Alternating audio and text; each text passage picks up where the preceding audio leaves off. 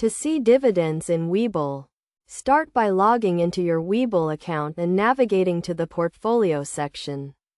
This is where you can view all of your current holdings and investments.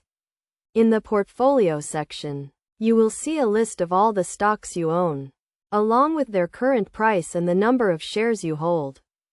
To view the dividend information for a specific stock, click on the stock symbol. This will take you to the stock details page, where you can find a wide range of information about the stock, including its dividend history. Look for the Dividends tab, which is usually located near the top of the page. In the Dividends tab, you will see a list of all the dividends that have been paid out by the stock in the past. This includes the dividend amount, the payment date, and the ex-dividend date.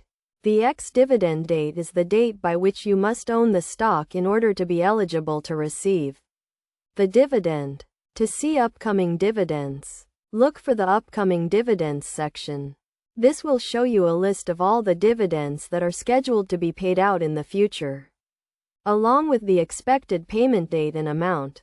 It is also important to note that Webull will automatically update your account to reflect any dividend payments you receive. This means that you do not need to take any action to receive your dividends.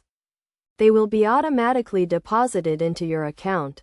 In addition to viewing dividend information for individual stocks, Webull also allows you to view the dividend yield for your entire portfolio. The dividend yield is the total amount of dividends you receive, expressed as a percentage of your total portfolio value. This can be a useful tool for evaluating the income-generating potential of your portfolio.